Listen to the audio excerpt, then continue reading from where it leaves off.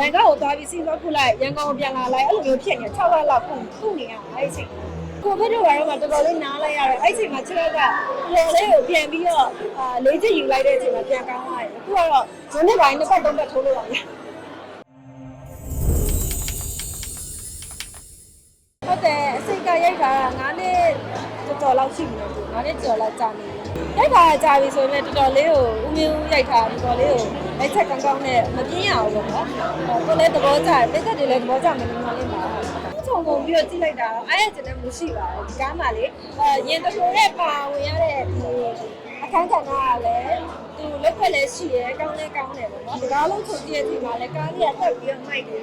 နောက်စုကားရဲ့တချို့ရုပ်ကြီးကားရဲ့ဆိုရင်မတင်ဖြစ်သေးတာလည်းရှိရပေါ့နော်အဲ့လိုကောင်းကောင်းနဲ့မတင်ဖြစ်သေးတဲ့ကားတွေဆိုလည်း3-4ကားလောက်ရှိသေးတယ်ဇလန်းတော့နည်းနည်းလေးတော့အဲ့လိုကြည့်ဖြစ်တယ်ပေါ့နော်ကြည့်ဖြစ်တယ်ဆိုတာဒီကိုလာကန်းလာလို့ဆိုကိုရရမနေရနဲ့ပြီးတော့ကိုရောက်နေအသက်အရွယ်နဲ့ကိုနဲ့လိုက်ဖက်မှုရှိလားကိုလုံးနိုင်လားဆိုရဲဟာရဲ့ပုံမှန်မျိုးကြည့်ပြီးတော့လက်ခံနေတာကိုအဲ့တော့ရိုက်တော့ကိုခြေထောက် injury ဖြစ်နေတာဆိုတော့ကိုကကျမကြီးတော့ထိခိုက်ချွတ်ရင်းနေတဲ့အချိန်ဆိုတော့လေကိုကပဲကျမကြီးနဲ့ကိုကပဲလုံးမချလဲရိုက်နေအဲ့အချိန်ဘန်ကောက်ကိုသွားပြီးစီးပွားခုလိုက်ရန်ကုန်ပြန်လာလိုက်အဲ့လိုမျိုးဖြစ်နေ6လလောက်ခုနေရအဲ့အချိန်အဲ့ကြောင့်မို့ဒီကားရိတ်တော့လုံးဝ ready မဖြစ်ခဲ့ဘူးပေါ့ရိုက်ဖို့အတွက်ဒါပေမဲ့လည်းလိုရဖြစ်အကြောင်းကြောင့်ဒီ producer တွေကလည်းရိုက်ပါဦးမျိုးတော့ရိုက်ပါအဆင်ပြေအောင်လုပ်ပေးမယ်ဆိုတော့ရိုက်ဖြစ်ခဲ့တယ်ပေါ့နော်ဆိုတော့ရိုက်နေတဲ့အချိန်မှာလည်းလိုပဲဆေးထိုးလိုက်ဆေးတောက်လိုက်ရှယ်ကရိုက်ရည်နဲ့လိုကြိုက်တယ်ပြီးတော့သွားလို့ဒီလည်းနားပြီးလိုက်ရှာလို့လို့မရတော့အဲ့ဒီကြက်တွေနဲ့ရိုက်ခဲ့ရတယ်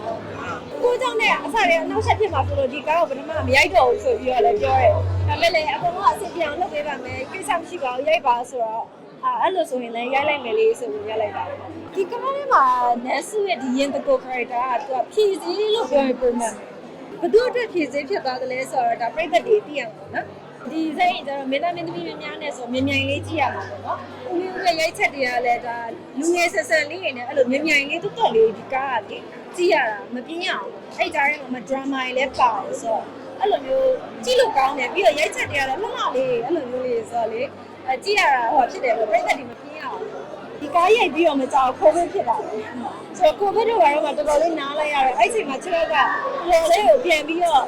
လေးချက်ယူလိုက်တဲ့အချိန်မှာပြန်ကောင်းသွားတယ်အခုကတော့ဇွန်နှစ်ပိုင်း2ပတ်3ပတ်ထိုးလို့ပါဗျာဒါပေမဲ့အဲ့လိုမျိုးကြီးကြီးမားမားဆိုတော့အဲ့တစ်ခါပဲဖြစ်ပြီးတော့ကျမရဲ့နဲ့ပတ်သက်လို့တစ်ခါမှအဲ့လိုမျိုးပုံမှန်ဖျားရလောက်ပဲဖြစ်ပြီးတော့လေအဲ့လိုစိုးစိုးရတော့မဖြစ်ဘူးပေါ့